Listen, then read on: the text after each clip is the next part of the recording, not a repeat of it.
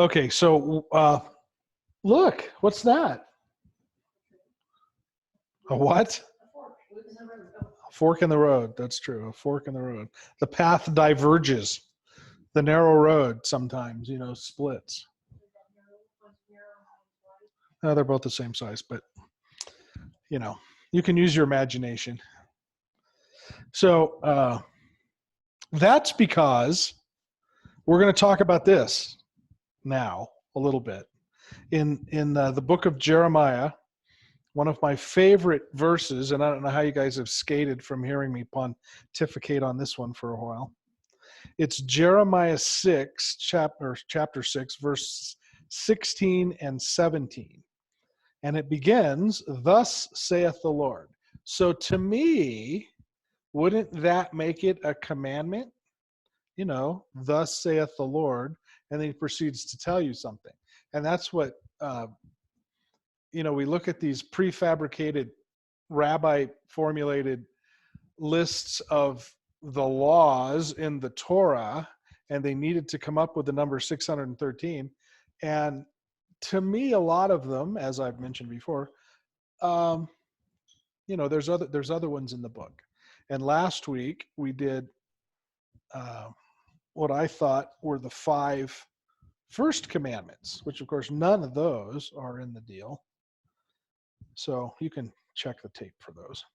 This is another one of those that I think, I don't know. Okay, "Thus saith the Lord, stand ye in the ways and see. Ask for the old paths, where is the good way, and walk therein, and ye shall find rest for your souls." Amen. And then they said, "We shall not walk therein.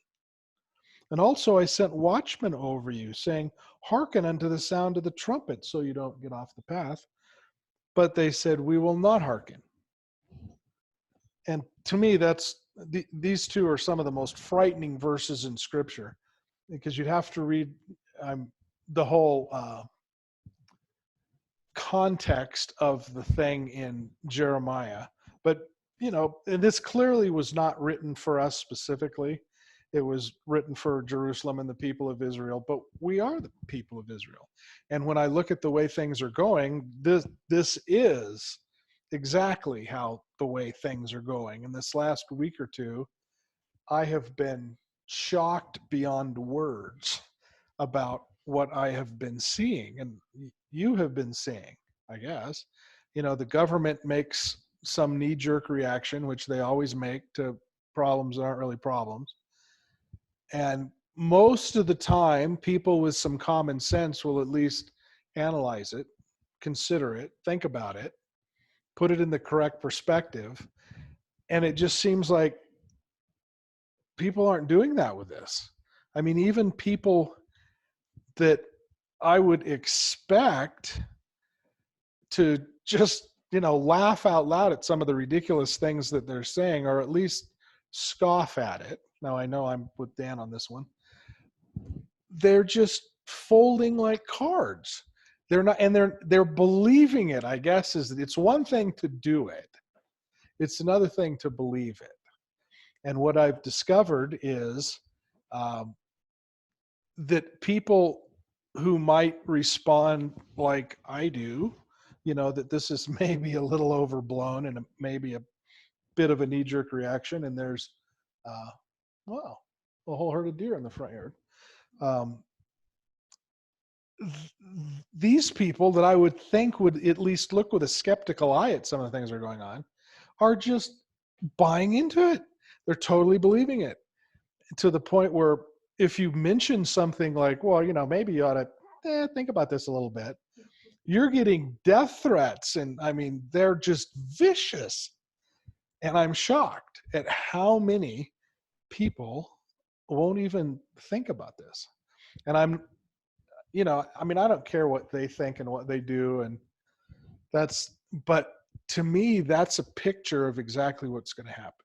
And I don't know if what's happening has anything to do with what's going to happen. I suspect it doesn't, other than it's maybe some kind of a test run, but I would bet you in the hallways of the power brokers, even they are shocked at how many people, I mean, 95%, 99% of the people are just buying into it, not even thinking about it, not considering, not using any common sense, not looking at their historical track record, nothing.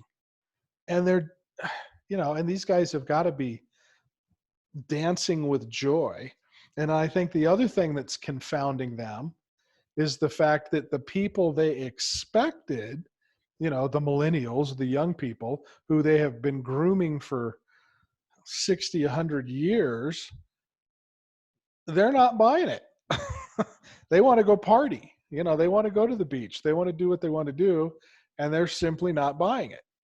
And so I think this whole thing has sort of upset their apple cart a little bit. But so stand ye in the ways and see, and ask for the old paths, the good ways, and walk therein, and you shall find rest for your souls. But they would not. And I think that's where we are.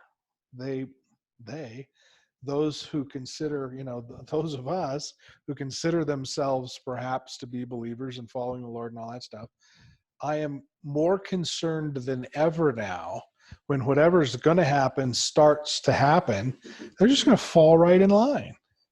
All the churches have folded, and a friend of mine's a pastor in the Woodlands, and he's quoting all these verses about, he's not folding his church. He's teaching the people God is in charge, and we're not going to fold for what these people say. And he's actually literally fighting City Hall because, of course, they, you can't do that now.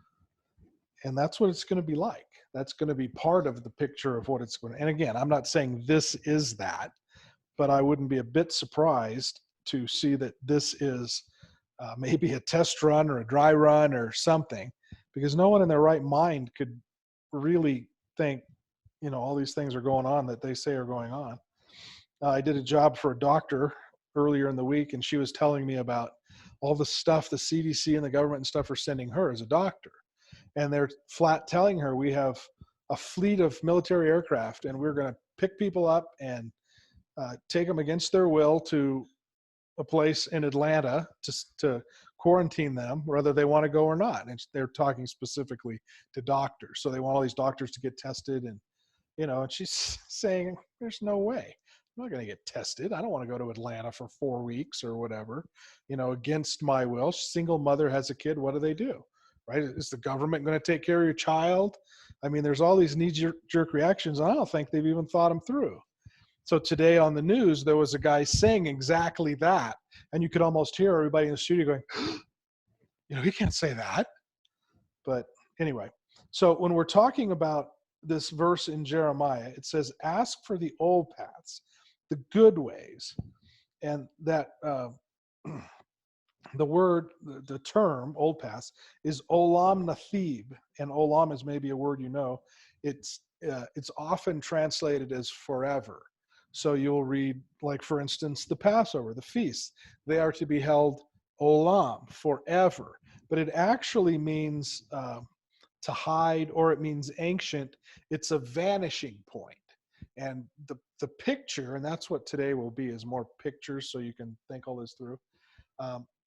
The picture is you're standing on a path, like we're out somewhere walking, and the path just goes until it disappears. It just goes into the distance until it's gone. And we don't get too much of that in the mountains because we can never get that far away. But I'm talking about, you have a path or the road, you're driving to Utah or something, and the road just goes until it gets small. It's a vanishing point. It just disappears. So when you see this word olam and it's translated as forever, a lot of times in scripture, you have to think, it'll say this is we keep the feasts forever. Well, actually, we're keeping the feasts till the vanishing point. Because once the 7,000 years are up, the Lord comes back for 1,000 years. We're here for 6,000. He comes back for 1,000. And then after that, it's all gone. So there's really no reason to keep the feast or to do a lot of these things that in the Bible says forever. So it's this word of vanishing point. There's a point at which it will no longer be necessary to do those things. But until you get that point, it's necessary to do them. And we talk about the feasts that way. The Bible talks about the Feasts of Tabernacles, even afterwards, after the 1,000 years, the Lord will still celebrate the Feast of Tabernacles, and perhaps the other ones as well. But anyway, it's this idea of hidden or ancient or the vanishing point. And the picture is you're on this path because that's the second word, olam nathib. Nathib just means a packed down surface, a path. And that's exactly what I see in my mind is you have this big field and, the path goes until it disappears in both directions. But the idea with this picture is there's nobody on it. And not only the sense is, because of the words they've used and the pictures they've drawn and the previous things that they've said, that the sense is you're on this path and you're looking around and not only is there nobody on it, nobody's even used it for a while. People don't even remember it's there. They've taken their interests elsewhere. And that's this kind of idea. He's saying, seek these. This is what is well with your soul, like Medra was singing. This gives you everything that you desire. We think about what's the end goal of every parent, for their child to be saved. And sometimes things happen to the children and it's terrible and all that. But the end goal is the child with the Lord. And if that's true, then nothing that got him there or her there matters. And we can look at it like, oh, it's a tragedy, it's a horrible thing, whatever. Well, it's not really if the child's with the Lord. That's our goal.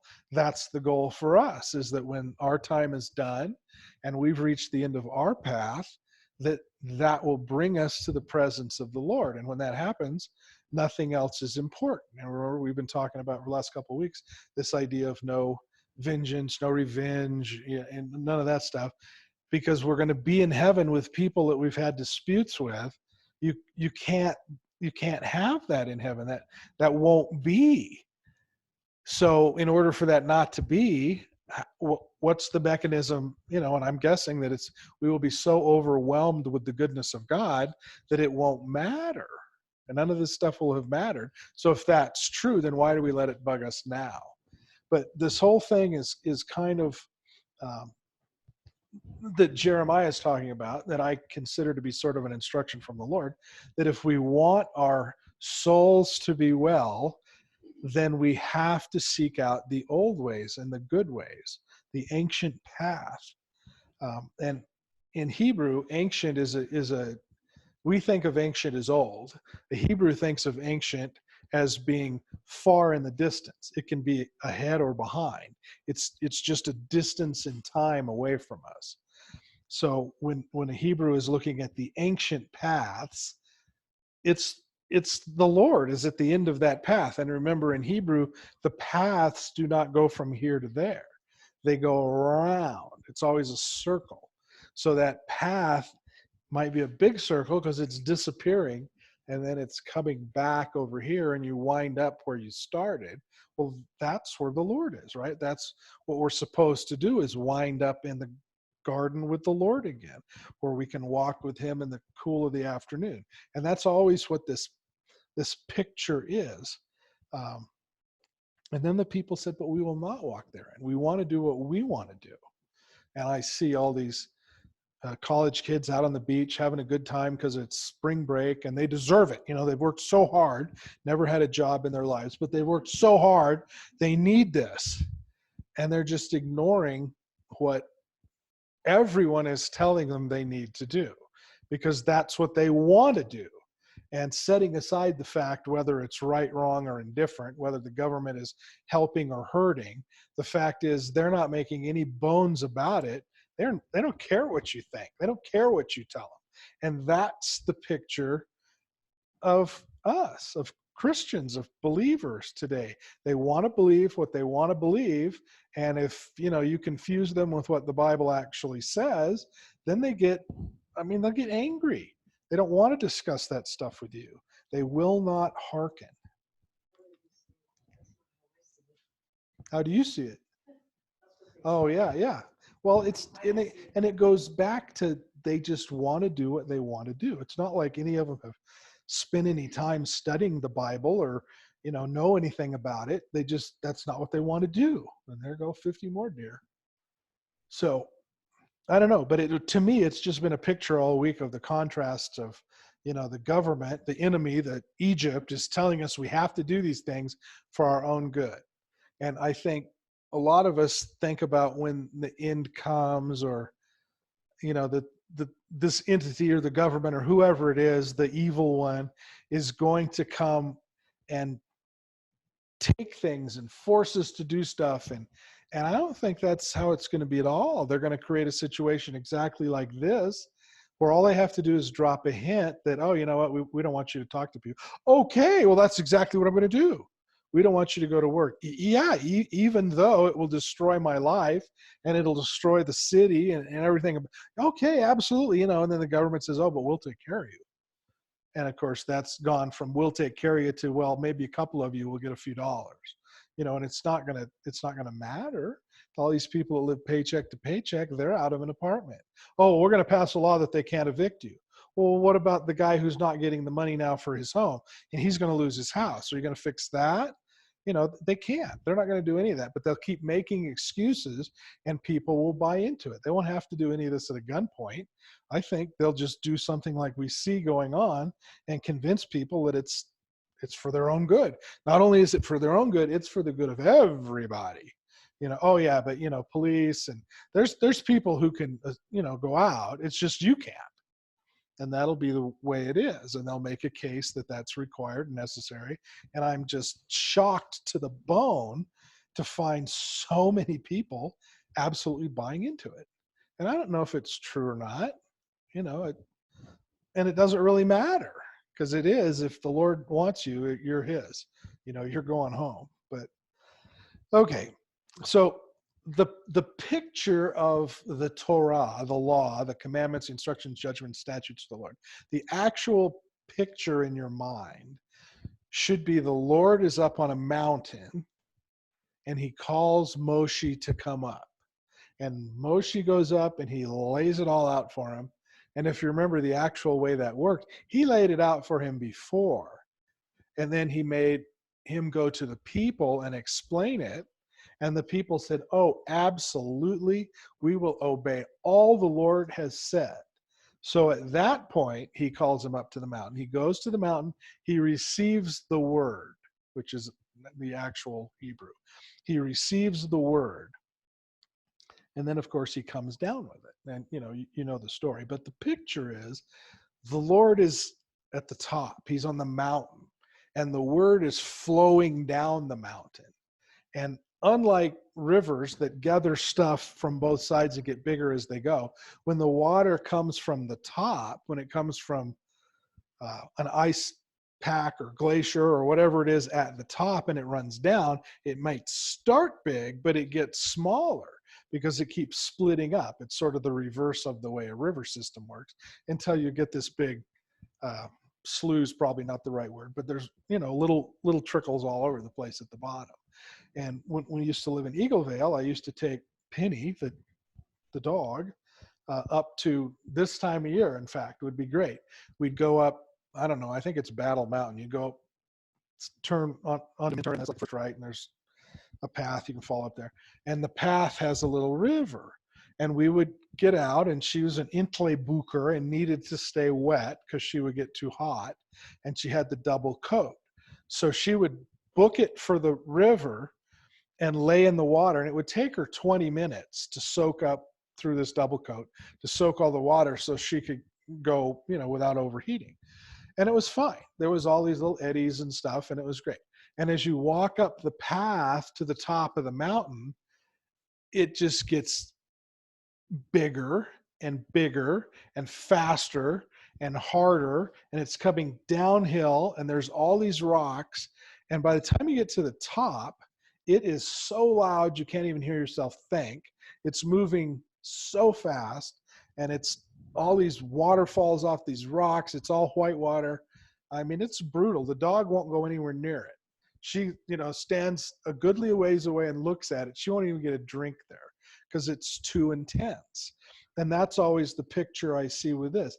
God is at the top of the mountain and his word is flowing down. And where Moses was, it was probably brutal. I mean, it's all the rules and instructions and judgments and statutes. It's all been explained to him, and he's coming down the mountain and he's going to disperse that to the people. And the way I kind of see this picture is the people will find a little trickle of water that they're comfortable with, and maybe that's where they build their house. And if it's me, probably you'd want to go up that and find, where it gets bigger and more impressive, and you get to the point where it's it's dangerous. It's past impressive. It's unbelievably loud. It's unbelievably fast. And if you get stuck in it, it's really going to hurt. And I kind of think that's sort of the picture of the Lord and what's going on here and all that stuff. So in Hebrew, there's a word for river, and it's the root word for stream and flow and something. It's called nakal, and that word adequately describes what's going on with the water. But interestingly enough, it's also the word for inheritance. So as I'm thinking that the Lord has said his words, his 10 words, and everything else he told Moshe, and it's all coming, it's huge and powerful. It's this river, but it's also an inheritance. I mean, that's the way Hebrew works. These words it's almost like God did this ahead of time. Like he knew what these words would mean. So this is our inheritance, are these words, these instructions, these statutes, the things that the Lord says. And some of them are hard. And if you take them, if you put them all together in a book, which of course we have, it's really hard. It's overwhelming. It's like at the top of, I think it's Battle Mountain. I don't know. It's at the top of that thing. And okay, is it? I don't know what it is. It's a very cool place. And it's loud and not very long because all it has to do is get to the bottom. But it's impressive and scary. And that's what the Lord's word is. And then at some point it starts splitting down to little tributaries, and the water volume splits up and the river gets wider, so it starts slowing down and it's calmer and all that stuff. And everybody, I think, finds a place that they're comfortable with. And for some people, maybe you're a new believer and it's just this trickle and you've never seen water before. This is awesome. And that's where you build your house. And then eventually you start moving up and finding more and finding more and finding more until you're like Moshe and you're up there with, I mean, this is just insane. And that's kind of the way it works. But the Hebrew language says that's our inheritance, which is kind of interesting. These words are our inheritance. And the people had just said, but we will not hearken to those words. We don't want to do those things. And that's frightening. But more than frightening, I think it's prophetic. So if that's our inheritance, and davar is the word that means word in Hebrew, but it also means speak, promise, command, decree, and 1,000 other things. It's that sort of idea. And we've talked about this before. In Hebrew, the implication is, because it's a word, it's true. And any word that's spoken, certainly by the Lord, is true. It has to be true. It's true and honest. And there's no other way to explain it. It's words are true. And that's why you hear when the enemy came, he's the father of lies, because that was the first time that words were used in a way that made them not true. And that was in the garden, right? When the enemy spoke to Hava, the Eve, and twisted the meaning of the words. Oh, no, you shall not die. making it as though she would die physically, and that was never what the Lord said. So for the very first time, the debar was not true, and it was not honest. And that set a standard to this day that these people, including, I suspect, many government officials, can say these things, and they're on one hand true, like the Nakash in the garden, that they're not going to die, but they are going to die. They're going to die spiritually. So is it true or is it false? And it's both. And that has been from that day to this day, that's how the enemy works. So when I look at stuff that's going on around this COVID thing, so much of what they say is true, but it's clear so much of what they say is a deception. I mean, it's true. There's no doubt there's a virus there, and there's no doubt a few people are dying from it. But they're not mentioning the fact that during that same time period, 13,000 people in the United States died from the flu. And very few people die from the flu or from this. They die because they have an underlying condition. And I think I didn't explain it. I mentioned it in one of the things I just sent out, because there's this, as you get older and as you get sicker, there's a thing that happens in your lungs, and it changes these antigens into those things, and I don't know, and it starts to change the way that you respond. And what happens is, if you get sick, then for an older person, you tend to get fluid in your lungs, and that turns into pneumonia, and that's what kills you.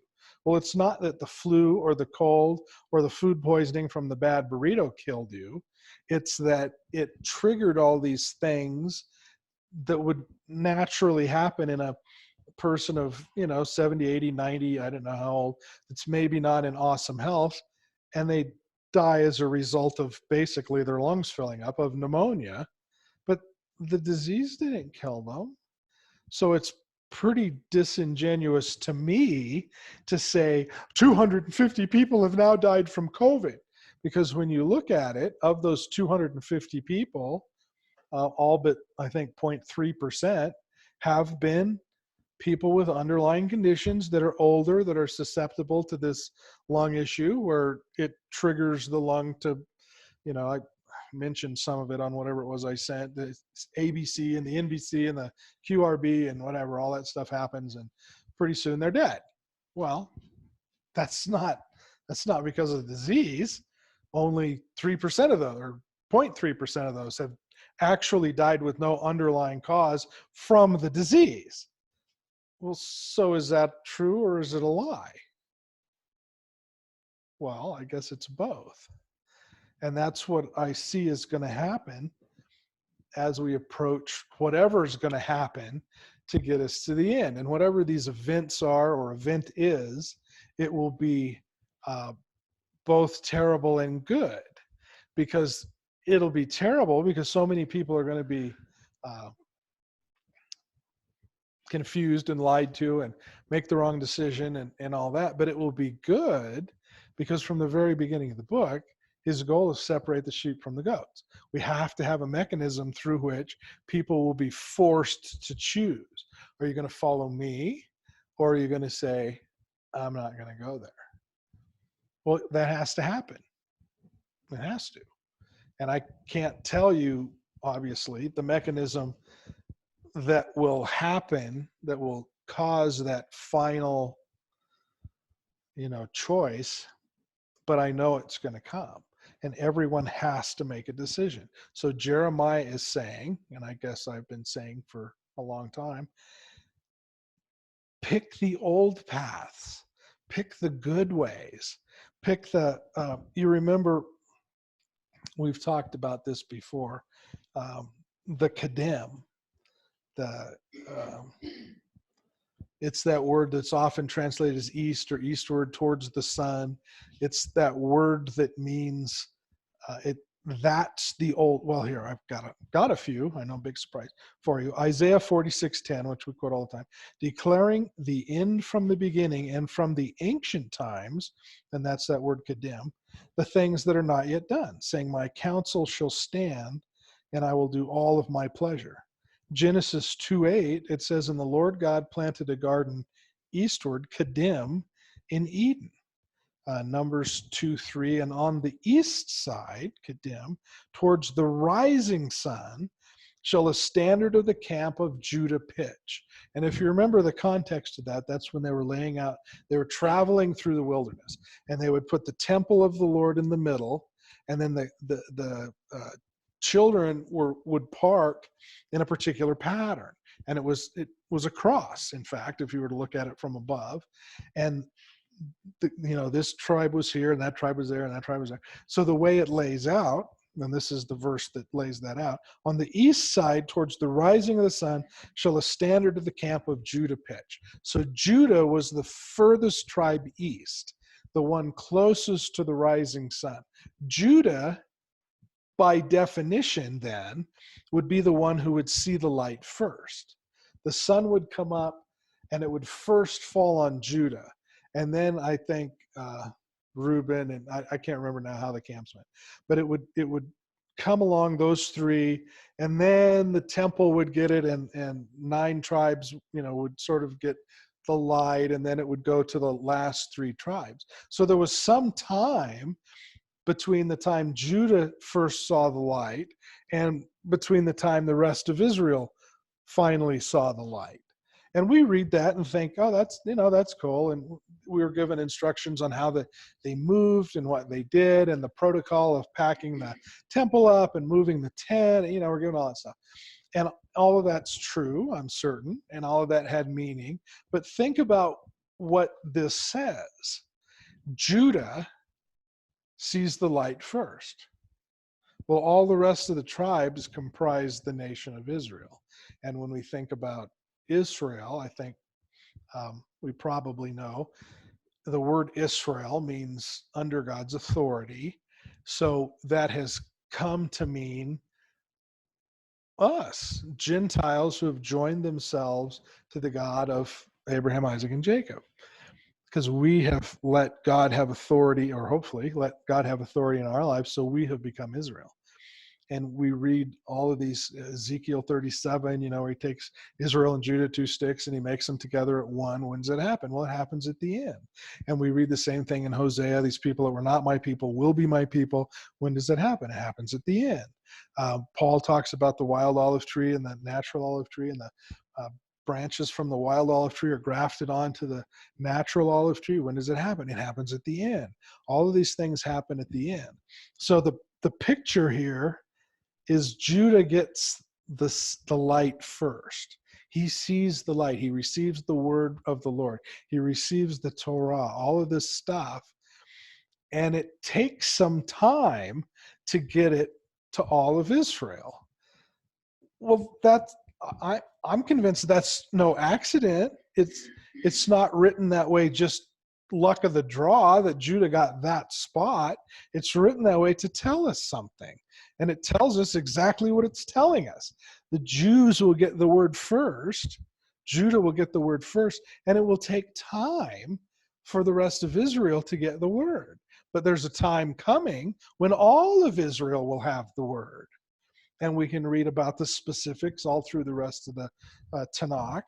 But I just thought it was interesting that word is kaddim, and it's used in this verse, because that's exactly what's happening. It's the rising of the sun, the light breaking the darkness. And Judah is the first to receive that. And that's absolutely 100% true. Psalm 143:5 says, I remember the days of old. I meditate on all thy works. I muse on the works of thy hands. Micah 5:2, but thou, Bethlehem Ephratah, though you be little among the thousands of Judah, yet out of you shall he come forth unto me that is to be the ruler in Israel. Goings forth have been from of old, from everlasting. This has always been the plan.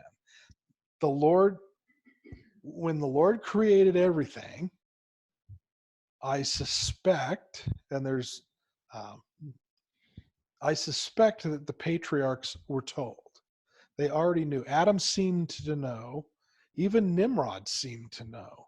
All of these people seemed to know the story, yet it had not been written down yet and wouldn't be written down for hundreds of years yet. But they carried these traditions, the things they said and did, the way they acted, sort of belies the fact that they already knew. And they either chose to follow it and be part of it, or chose to fight against it and not be part of it. But they knew. So then eventually the Lord was going to bring us the Torah, the word, and of course it had to come from a mountain, and it had to act like his river, and it had to split up so you could plant your home anywhere along the river or not at all. That's the picture that, that I see in my mind, and I've been seeing it sort of the backhanded way all week with all of this stuff that's going on, and the news is, there's no other news going on. Nothing is reported about anything, anywhere, anytime. It's 24-hour flu. That it doesn't even make sense. There's other stuff happening, and how many times do you have to hear the same story? And they have a big counter up on this. Another guy died. Who cares? Thousands of people die every day. Hundreds of thousands of people die every day all over the world. There's no counter for them. So what makes this different? And I don't know what makes it different, but I know it is different. And like this doctor said, I don't know what's going on, but something's going on. This isn't right. They've never done anything like this before. The things they're saying and the things they're doing, it's not right. And I'm thinking, well, it is right.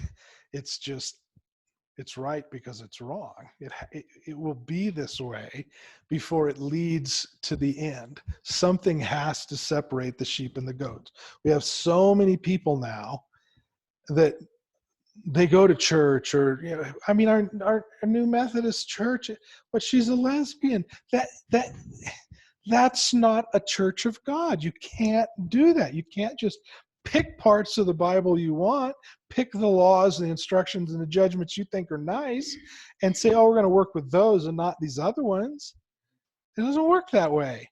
That's the Passover, right? You have a lamb, and that the sacrificial lamb's blood has saved you. You painted it on the doorpost, and a death angel came by, and you live because of the blood of the lamb, but you have to eat it all.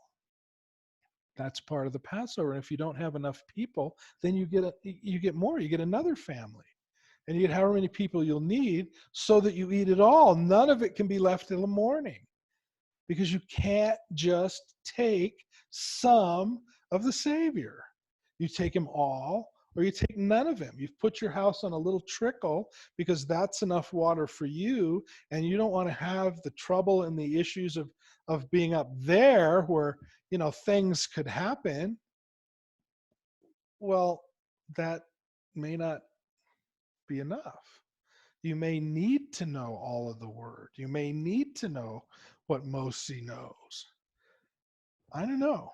Okay, so Luke chapter 1, verse 77 through 79, it says, to give knowledge of salvation, and that word in Hebrew is Yeshua, or Jesus, as they say in Greek, to give knowledge of salvation unto his people by the remission of their sins, through the tender mercies of our Lord, whereby the dayspring, or sunrise, or Kedem, from on high has visited us, to give light to them that sit in the darkness and the shadow of death, to guide our feet into the way of peace.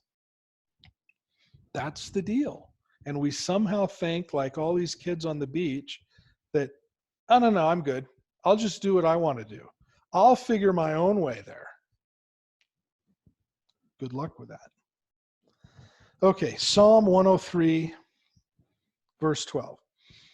and obviously it's a lot of context, but you know the verse. As far as the east is from the west, so far hath he moved our transgressions from us. The east in this case is not Kedem, it's Misrach, which is essentially sunrise.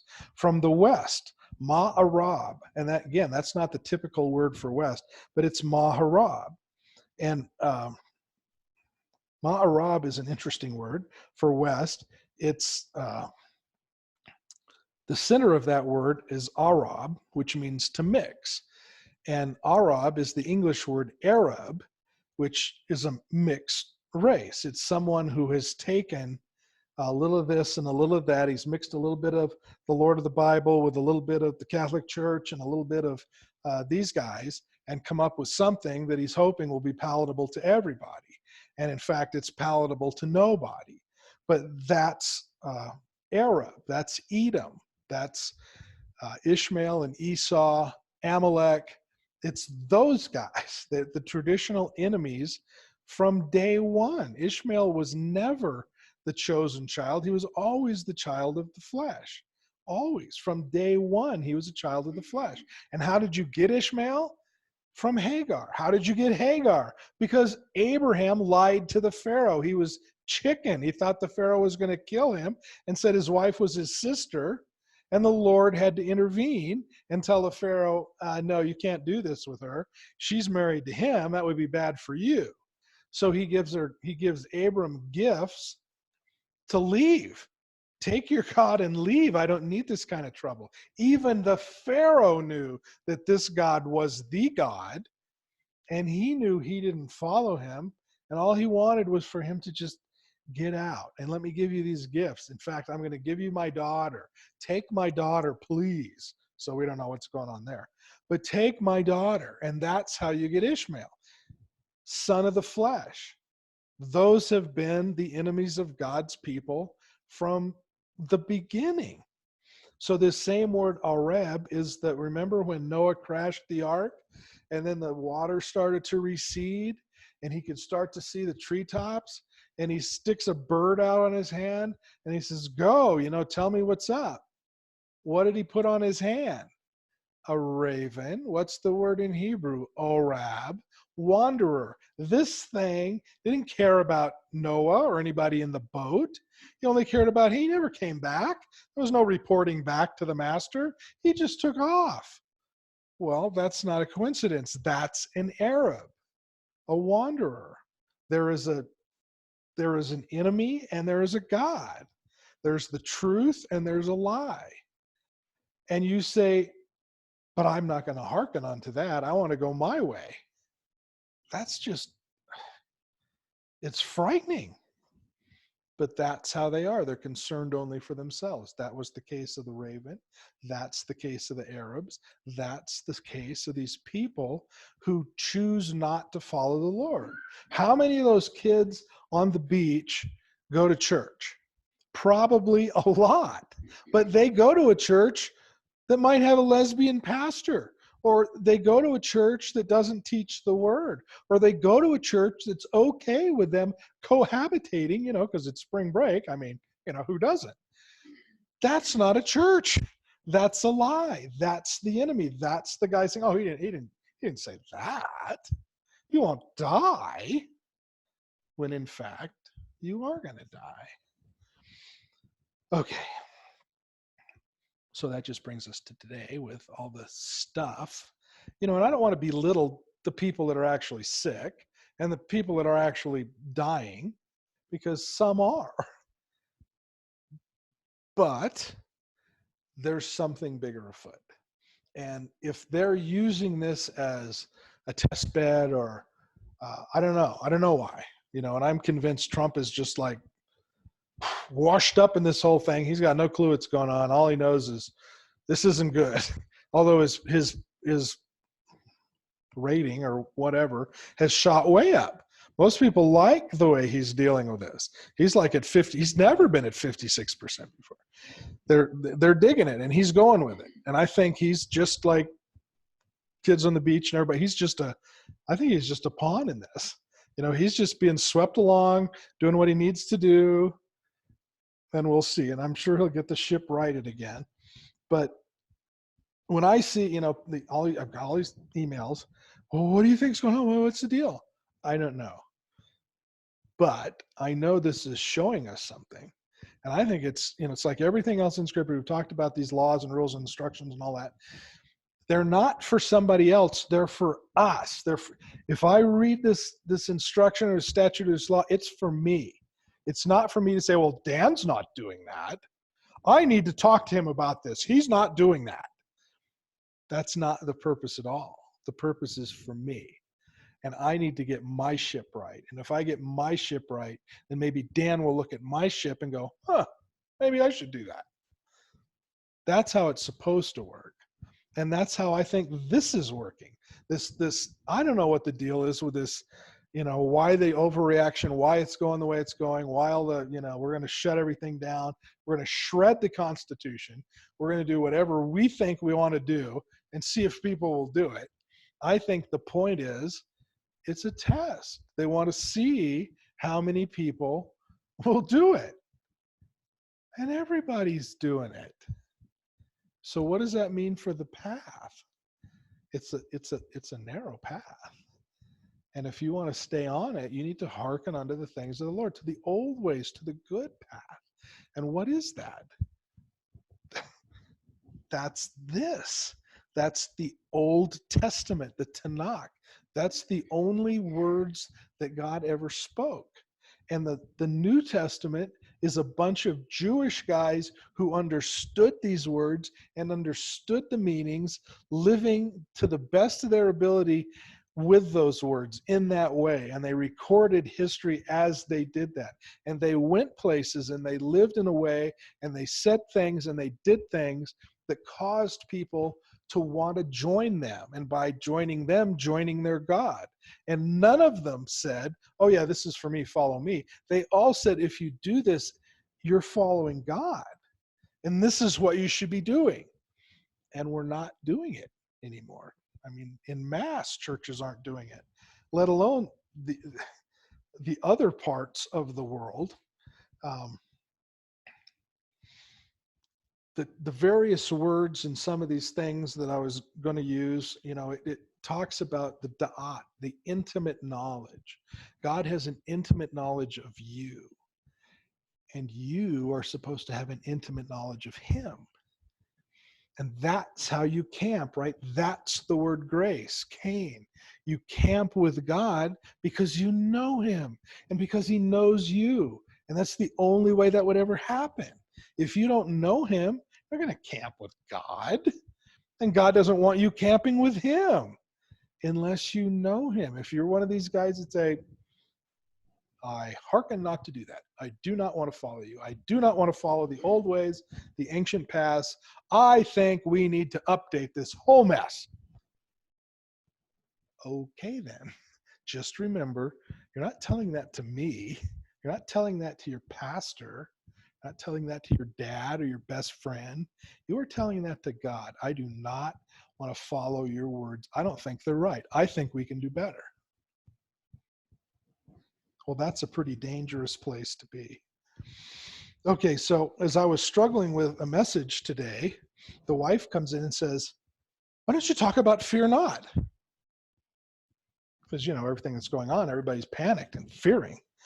So I thought, okay, I'll look that up. 365, in case you ever want to know. There's 365 fear nots or words to that effect. Don't be afraid, whatever. Exodus 14:13, one that's a favorite around this house. Fear not, stand still, and see the salvation, Yeshua, of the Lord, which he will show you today. For the Egyptians whom you have seen today, you shall see no more. Egyptians, Egypt, is the word Mitzrayim. You've heard the word for Egypt before. Mitzrayim. Mitzrayim. Mitzrayim, the center part of Egypt, is the word Ra, which is the word for evil. So right in the center of the word Egypt, which is a picture of the world, is the word evil. flip to that one. That's the one. That's the word for Mitzrayim, Egypt. That's the word for evil. That's the word for trouble and enemy. So this word Egypt, which is a picture of the world, contains evil, trouble, and enemy. Interesting. So this section says, fear not, one of the 365, stand still and see the salvation, which is the word Yeshua, or Jesus, if you will, and see the Yeshua of the Lord, which he will show you today. For the world, the evil, the trouble, the bad stuff, whom you see today, you shall see no more. Because if you have gone down this path, the old ways, the ancient ways, if you have embraced the things of the Lord, if you know his words from the top, where it's noisy and raucous and tons of stuff where you couldn't even live because it's too intense, if you know those things, these enemies that are all around us, you will see no more. What does that mean? Well, you're in the New Jerusalem, dude, because that's the only place Mitzrayim isn't. He's everywhere else. So if you want to get there, how do you get there? Fear not, stand still, and see the Yeshua of the Lord, which he will show you today. You on the path, the ancient ways, the old ways, then you stay there. Okay, Exodus 20:20, and Moshe said unto the people, fear not, for Yahweh is come to prove you, and that his fear may be before your faces, and that you sin not. He's come to prove you. He's allowing, it's like, I don't know how many of these I got today. Well, why is this happening? I don't know why it's happening. It's happening to prove you. Are you going to make a choice? Are you going to trust God through this? Or are you going to trust, Polis or even Trump or, who's the governor of New York? That guy? Cuomo. He was actually making more sense than anybody. He seems to have his head screwed on pretty straight, but still, it's not, we got to shut everything down. Until he said, and everybody needs to do the same thing. Wait a minute. I chose on purpose not to live like 100 rats in a shoebox like you do. Things are different for you. He said there's 4 million people in 20 square miles.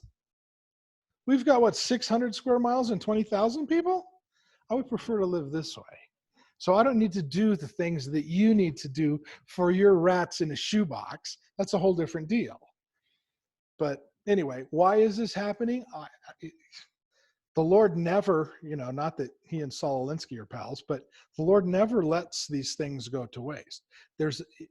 He's proving us. He's providing an opportunity for us to see stuff. He's providing an opportunity for us to learn stuff about ourselves. Do we just immediately abandon his truths and jump on the government bandwagon? A lot of people have that I never thought would. And I'm betting when this is over, they're going to look back at that and go, I might have made a mistake there. Well, that's good. He's proving us. He's teaching us stuff. We're learning stuff, and that's okay. I'm convinced he allows scary stuff into our lives to prepare us for the scary stuff that's to come. Because we won't be shocked. We might be a little surprised at the actual mechanism and the course of events that happen, but we won't be shocked. I mean, I know it has to happen. Eventually there is a day and time, a point in time, a minute, a second when everybody has to choose. Are you on the path or are you off the path? Are you going to follow the Lord or not? Everybody has to choose. People don't know Revelation. And what are they going to think when they see a creature with lions' faces, human faces, bird faces? Yeah. They'll be freaked out. And I don't know what that means, but it means not the ordinary. It's going to be something a little different that day. And how are you going to deal?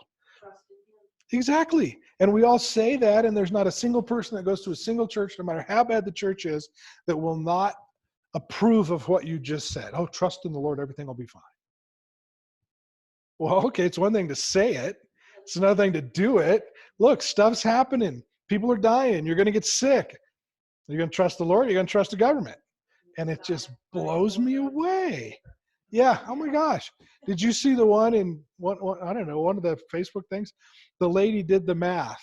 Okay, there's 425 sheets in a roll. There's 12 rolls in a deal. So that's 5,000 sheets. It takes 20 sheets to, do what you do. Does the math. Okay, so that's enough toilet paper for, 3 months. Why do you need 100 of those? And the picture of the corpse and the corpse's children sitting in the living room. They've starved to death. They're now dead, but they're surrounded by 10,000 rolls of toilet paper. Duh! What has happened to people? You're going to the store. You have a finite amount of money. Let's see. Am I going to buy food? No. I think I'll blow it all on toilet paper. What is going on? Okay, so anyway, I think it's preparation for, it's the Lord is proving us. He's allowing us to a little, look, it's going to be, it's not going to be like you think it's going to be. It may not be guys goose stepping up the street. You can get a handle on that. It's going to be something like this. And they're going to control you like that. And you're letting it happen. Don't stick with this. So I don't know. It's kind of like seeing a car crash. You can't not look at it. But keep your eyes on the Lord. Okay. Let's just skip over that. Well, let's see. Got the 10 virgins, Matthew. You know that story. 10 of them waiting for the bridegroom to come to go to the wedding feast. 5 of them had oil, which is the Holy Spirit. 5 of them didn't.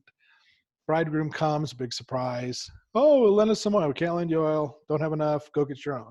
They come, knock on the gate. Sorry, never knew you. Now, these are people who thought they were saved. This is the 10 virgins doesn't picture the whole world. It pictures a group of people who were convinced they were saved. They were invited to the wedding feast, and they could have gone. 5 of them, and if you read the rest of those, then there's 7. Then there's, I don't know, I think there's 4 parables. You get the idea that a majority of the people who are on the hill waiting for the bridegroom, who think they're saved, who have tickets for the wedding feast, are not going. That's not the whole world. That's not the people on the highways and byways. Those are the people at church that think they're going, and most of them don't go. So they get to the gate, and the master of I don't know who you are. Depart from me, right? So the gate is that word sha'ar. We've talked about this before. Obviously it means gate, but it also means a transaction, because in these days, or in those days, when you had an important transaction, not like buying a pair of shoes or something, but if you're swapping land or getting married, or if there's some big deal, you have to go to the gate.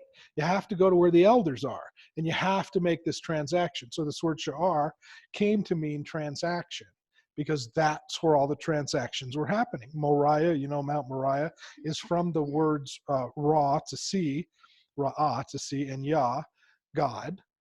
So Mount Moriah is literally to see God. So you have to go to this gate to make this transaction to get to Mount Moriah to see God. And what's the transaction? The transaction is you're giving your worldly stuff, you're giving your Egypt away, and you're buying the things of the Lord to get through the gate, to go to Mount Moriah to see God. And that's what we saw with, we see that story a couple times, but when Abraham took Isaac, his son, where you go up to Mount Moriah, and you've got this whole deal about that's this. So, we've got one more of these. So you're getting to see God. You're invited to this wedding feast. We are the bride, right? We're not just invited to watch the wedding feast. We are the bride at the wedding feast. So we have to make that transaction. We have to go through that gate. We have to be on the narrow road. We have to follow the old ways and the old path. So it's interesting in Hebrew, the word finished, because remember what the Lord said, in Greek, it's totelestai. But it's finished. It's finished. The word in Hebrew finished is spelled like that. The word for wife it's pronounced kala. Kala or kala. It could either be kala or it could be kala. So how do you know which one it is? Well, it's kala. Well, the difference is the wife has an extra lamed. Lamed's the picture of the shepherd with the staff. So you take this idea of finished, and the idea of wife, it's the same. And that's the picture of the gate and the transaction and the wedding feast. The wife is what ends that. When the wife marries the son and moves into the father's house, it's all over. It's finished. And that's what Yeshua said on the cross. It is finished. Because the wife is going to marry the son and move into the father's house. And that's the way it's been from Genesis chapter 3 until Revelation 22. It's all been this story about getting those kids and the kids of those kids so that they can return to the place of the Lord, to the house of God. Because they started there and then they were cast out because of their sin, but I want them back. And it took from Genesis 3 to the end of Revelation to get the wife back to the son, and it's all finished. Okay, so I'll just finish this way. John 10:27, my sheep hear my voice and I know them, and they follow me. Shema is this word, on your mezuzah. It's the Shema. It's hear, O Israel. Well, it word means obey as well. So it's my sheep obey my voice, and I know yada. I have this intimate knowledge of them, and they follow halak. Their lifestyle is lived for me. They're on the path. They're on these ancient paths, the old ways, to be the wife of my son and move into my house, and then it is finished. And I think it's awesome. So there you go. That's today's not really Torah reading. But there was a little bit of a commandment in there.